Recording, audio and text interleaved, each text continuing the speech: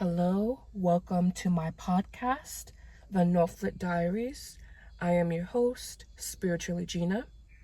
I encourage you to live from your soul, and this podcast is all things that involve spiritual evolution and radical embodiment from a trauma-informed perspective.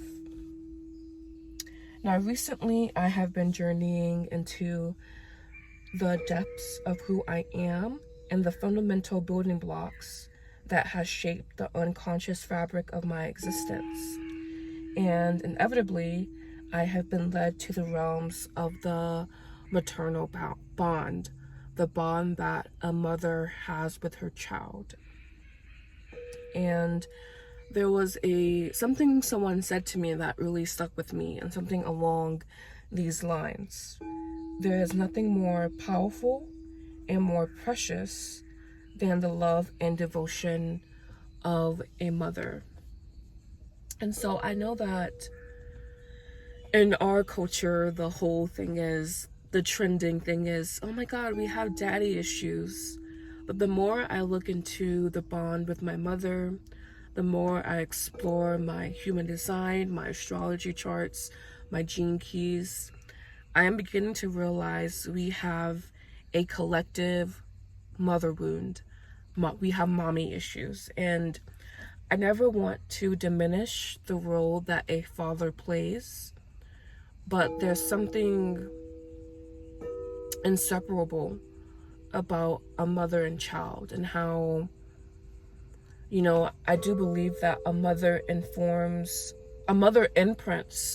her child not only in the womb, but also around what she believes the child to be capable of, the child's worth, the child's self-esteem. And it's a lot to unpack and a lot to uncover, because this is something that we experience somatically. This is something that we experience in our bodies. That the points of tension in your body that you've had for God knows how long, and it's like, why do I have that little thing there?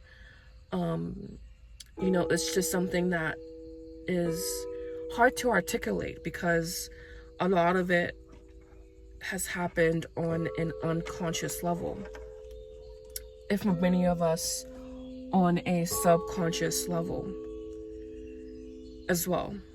And this is taking me back to my Saturn in the 4th, the house of the mother, and then my Pluto in the 12th, the house of the unconscious, and how I have both of those energies imprinted in my psyche, which is also in my body as well.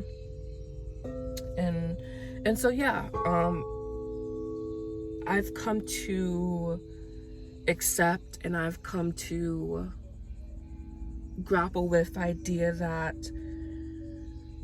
how your mother treats you basically informs how you expect others to treat you. And I think I can struggle with this a little bit, the impact the mother has on the child, because it forces you to question autonomy. And of course, this has been explored in modern day science, but a lot of it is conjecture. A lot of it is, they call it superstition, basically. Basically being imprinted in the womb, that's superstition, according to the science community. It's not trackable data, basically. And whenever I have a presentation, especially when it comes to this more, not serious topic, but more like when it comes to certain topics, I always like to have, some scientific backing, basically. But with this particular topic, it's more like me recollecting my experiences, me looking at the generations of trauma in my maternal lineage, and me drawing conclusions as well from what I have seen online. All right, but overall, there seems to be this deep maternal wound, and this maternal wound is found in the heart and, of course, in the womb as well, because the womb is also the heart, just at a different frequency. Aside, my theory is that the heart, a chakra theory, because I'm a chakra girl, my theory is that the heart is the center of our beings, and every chakra is a different frequency of the heart. And so the below is like not a lower frequency, but a more denser frequency of the heart. And then as you go up, so past Vishuddha, the throat, Agnya, the third eye, it becomes a more like fine-tuned frequency. So not a higher frequency, but simply more fine-tuned. I have to be really careful with my language there, because there's so much chaos when it comes to the chakras. By the way, I do have a course called Chakras Uncovered, a Tantric Manual. If you're interested, you should buy that course. It is not a course about how to unlock your chakras, but rather an informational guide to fill in the gaps regarding the history of the chakras, because understanding the history will give you more information about the chakras overall. Yeah, but back to the mother wound, back to how the mother wound basically causes a breakdown in a shattering basically of the heart chakra. And this is connected with our sense of self-worth, self-value, basically setting us up and informing us of how others should treat us. And as I'm exploring this topic and as I'm orating to you guys, as I'm speaking to you guys, I'm just feeling this sense of tightness in my body. And I'm like, why aren't the words coming out like I know they want to, and like I know they can? And I know that this is still part of that programming and wounding, because I grew up with a wounded Black mother, with a wounded mother that seemingly doesn't want to get better, with a wounded mother that is continuing to perpetuate the same cycles that she raised her brood in, her children in. And so it's just this constriction that you feel when you talk about the mother, because it seems that it's better to praise women and tear down men versus admitting that I've just come to feel and come to observe objectively that a lot of the collective issues, yes, stem from the oppression of women, but stem from the woman herself, because we are sending wounded children into the world, and more than likely that wounding is repeated. They repeat that wounding on others, but just in general as well. And so I've just come to realize that the absence of mothering is the wound of the heart chakra. It is the wound that compromises the very fabric of existence. And it sounds dramatic, but when you really observe on the collective level what it means to grow up with the devouring mother. And I know the devouring mother is an archetype that Carl Jung put forth. And though I feel a lot of his interpretation is correct, the devouring mother, I feel, has two main traits: being neglectful and being domineering. So neglectful in a sense like not being emotional, physical, spiritual, mental needs. And then, of course, domineering, hovering, being like constrictive. And honestly, I feel like just that constriction, I know it's probably still that imprint of the devouring mother. The devouring mother is what I have come to call it, not the narcissistic mother, because I feel that this imprint, this blueprint goes beyond a mental disorder. This is a frequency, a collapsed frequency that has caused an inverted heart to be the blueprint that is often seared upon new life. And it's like there's this false, I hate this like phrase, but this false matrix imprint that becomes what we as humans reference as we go out into the world. And so yeah, it's like, I understand women haven't had the best time here on this planet, but I just feel that we also need to women have to take responsibility and accountability for their lack of action, basically, as well. Like, I don't know, I guess I'm going to speak a little bit more subjectively, even though I've been trying to be more objective, because that is where my voice shines the most. I want to be a little bit more subjective here and talk about my own experience versus like having more of a broad paintbrush. So we're going to go mini paintbrush here. So, you know, my experience with my mother, super controlling, very emotionally neglectful, unable to attune, having periods to where like my first memory of her is like getting yelled at, basically, and getting also physically abused. And when I say that, it's spanking, right? But I believe that all spanking is physical abuse.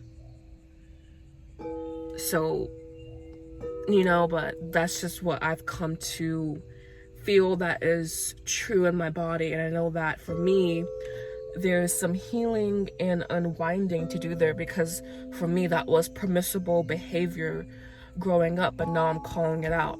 Spanking is physical abuse.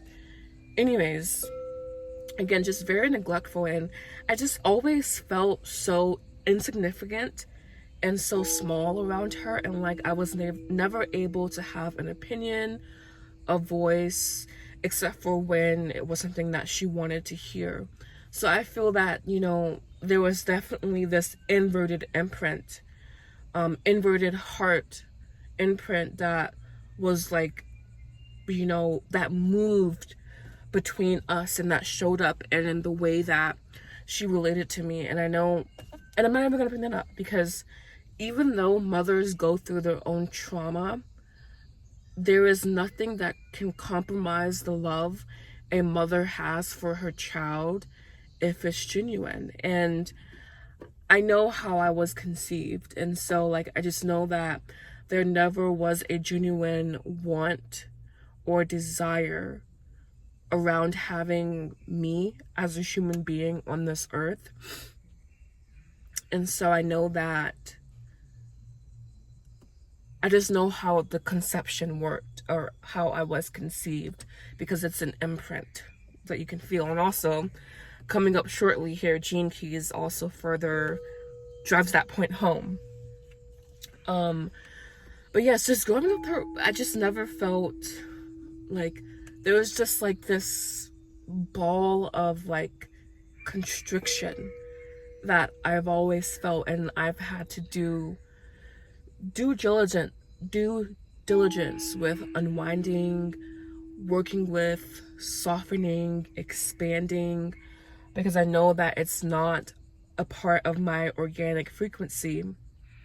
And that's why I have been able to kind of recognize it and break free, because it's not a part of my pure soul essence, which is why I do this work, because spiritual evolution is so super important, and it's also the embodiment of that as well.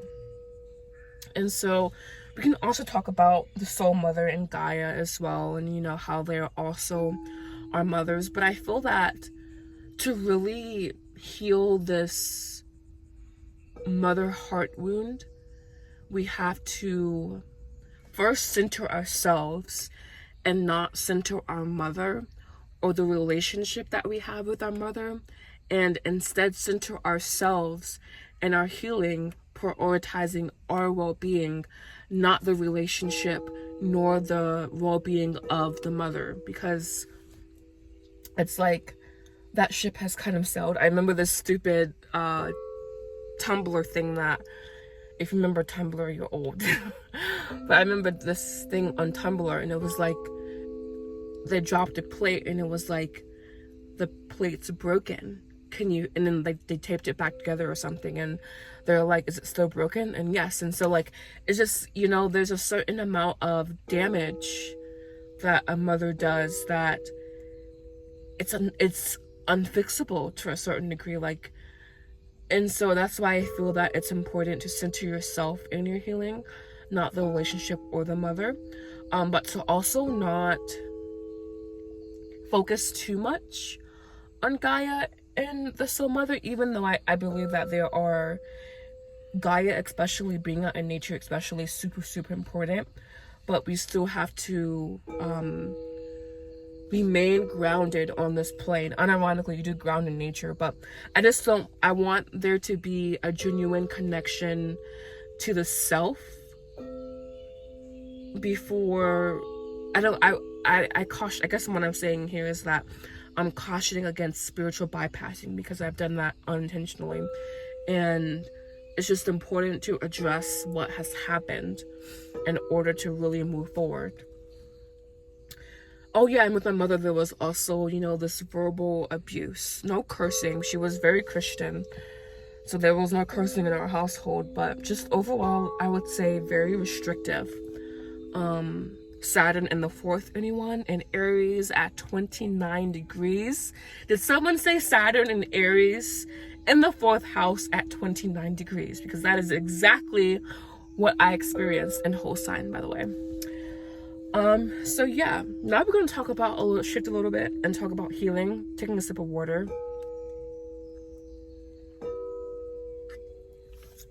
Finally worked past some of that constriction, and I guess that was my body wanting to talk more about the subjective versus the objective, even though again my voice shines in the objective per human design. But I know that sometimes it's more personal to talk about subjective experiences as well. All right, so how does the gene keys show the mother heart wound? So there's a sequence called the Venus sequence, and he calls it that, but really it's supposed to be called the wound sequence. Venus sequence, the word Venus sequence, which is what he markets it, which is what Richard Rudd, God, I'm losing my words right now, my apologies. The Venus sequence, which is what Richard Rudd cards it, and so someone's playing their music really loud. But anyways, I guess we're having a party or something. It's like that. That was awful, I'm sorry, but that really like boring sound. Anyways, he markets it in a very PC way, which is like, okay, cool. It's called the wound sequence because it's how and where you were wounded. And so previously I mentioned that I know that I was conceived in a very disorderly way. And so my first sphere in the wound sequence is 53.3. And so 53 is immaturity. The shadow is immaturity. And by the way, if you're new to Gene Keys, there's the shadow, the gift, the city. Focus on the shadow and then the gift, and then the city comes naturally, I feel. This is supposed to be something that you contemplate. I find that that's a little bit too mind oriented. And for me, I have superimposed my dominant Claire onto the system. And so now I explore it somatically with my gift of clairsentience. So, immaturity. That is something that has been imprinted in my body. And point 3, so it's 53.3. 53 is immaturity. The point 3 is shame. And I know my body even had a reaction, like, yes, like there was a lot of shame around me being conceived, not only from my mom's side but from my dad's side as well. But my mom in particular carried a lot of shame, and I know she did because she was, quote, a Christian, but a Christian, and she was like in the church and doing all the things, and she got pregnant with me, her second child. And so I know that there was shame there. And so it's just, again, you can see a physical representation of your imprint, and how that manifests. Immaturity and shame going hand in hand, to be honest with you. And what's special about my gene key chart, the wound sequence, is that the SQ is basically conjunct the vocation. And the vocation, this is a little bit much, but the vocation is 0 to 9 months, so when you were in the womb. And then the SQ is 0 to 7 years old, and that one is also 53. And the decimal is 0.1. But honestly, I don't separate them because it's just the same thing, immaturity, shame, like all the like base emotions, like, just being hammered into me.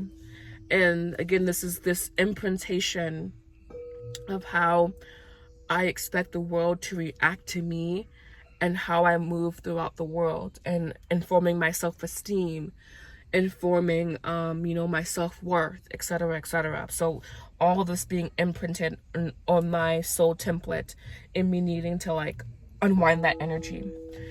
And then the EQ, which is 7 to 14 years old, is 64.3. That's going to have the shadow of confusion. And I know that those years were so confusing. I know that. I don't have to revisit it. Blah, blah, blah. The next one is IQ, ages 14 to 21. And mine is 28.6. 28.6 is called the game player gate. I call it the gate of identity. It's where you can kind of be whomever, but you have to really decide. And the shadow of this gate is purposelessness, and I refer to this particular gate as the gate of unalivement, the S word that we can't really say. And that's because this gate, I feel, is a Scorpio gate, by the way, and I am a Scorpio stellium. This gate, and this is also my sun, by the way, my conscious sun in human design, also my conscious Lilith. So I really carry this gate. I really carry this energy throughout my life. But yeah, this gate of identity, and this gate of trying to figure out who the F you are, and feeling that life is purposeless. And this all stems back to the immaturity that I was conceived in. And then we have gate 43.2, what you attract to heal these wounds, basically. And the shadow here is deafness. Something I have to sit with, because I realized that there was never me being authentic self in relationships, and always attracting people who I felt never heard me. And so it was just, that one is not the worst one, but it really puts things into perspective. Just that lack of cohesion. But again, going back to the immaturity and how you have to be deaf in a certain sense to be immature. And lastly here, we have the last portion of the wound sequence, purpose. I am 19.2. That is my unconscious earth, and it is sensitivity. And I mentioned that I am clairsentient, and I know there's so much controversy over what it means to be an empath, but by godly, I am empathic, even if I don't want to admit it to myself. Even if I think it's not real, I am an empath. And I can just feel emotions coming up in my body, mainly impacting my sinuses. It's funny, because I know that this is kind of cathartic for me. But yeah, that is basically a way to heal, or to begin healing the mother heart wound. Because I just feel that it's something that runs so deep in society, and yet it's super silent. And, you know, we prop women up as victims. And again, to a certain degree, I do believe that women are victims, but it's just like sometimes the women are the abusers as well, especially to their children. And it's not something that people want to talk about because it's uncomfortable. And would rather focus on how women were oppressed, and it's totally valid to do that, but it takes away from the truth that, you know, sometimes your mother, a woman, is your first bully. Your mother, a woman, is the first person that hurt you. Your mother, a woman, is the first person that caused you to not like yourself, caused you to hate yourself. Your mother, a woman, has caused damage to you, especially to daughters, but also to men as well. Your mother, a woman, is a being that is sick, you know? Your mother, a woman, is a person that has an inverted heart, thus perpetuating the devouring mother imprint. And, you know, it's something to sit with, because it's not popular. It's not popular to talk about women in a way that holds them accountable because of the perpetual injustice that they faced. And again, I understand that, but it's like we have to begin to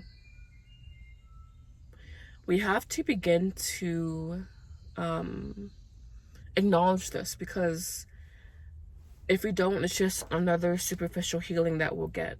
And we'll say, oh yeah, cool, dopamine hit, but then the real shit is still beneath the surface. We'll still say, oh, daddy issues, when really, it's kind of like the mommy was the first heartbreak. And I can get into how we send mothers back to work too early, single motherhood, especially in the Black community, calling it out, the Black abortion rate, calling it out, just so many other problems that plague the Black community, and how it's often outsourced to be caused by external conditions. And again, there are systemic issues, but I just feel that certain things in life are a choice. And, you know, your mother made a choice to not treat you correctly. We have to be okay with that being true versus shifting the blame. And that's just, you know, that's just where I've been. And of course, in this cocoon, I have birthed a new project. It's called From Gaia's Womb. It is listed on my website. You can currently purchase it, but there's still things I'm tweaking with it, things I'm doing with it. But basically, it's a program to it's a program to shift the devouring mother imprint and to realign you with your organic frequency sourced from your soul, the cosmic mother, and Gaia, her daughter. And so it's a program that I'm very passionate about, and we'll be doing it through the lens of the gene keys, because I know how powerful and potent the gene keys are, but it will be done somatically, not via contemplation, unless your clair aligns with claircognizance, then maybe, but done somatically. Yeah, these people next to me are really like with their music. It's kind of annoying, but I guess they're having fun, so it's okay. But yeah, so that's what we'll be doing. That's what I'm doing. Again, you can purchase it if you want to, if you found this podcast to be helpful. And I do plan to do more podcast episodes about the Devouring Mother imprint and its overall impact on her offspring, the offspring. But yeah, we'll let this be it for today. So I am Spiritual Gina. I encourage you to live from your soul. This podcast is all things spiritual evolution and radical embodiment from a trauma-informed perspective. Thank you so much for watching. Bless. Listening. Bless.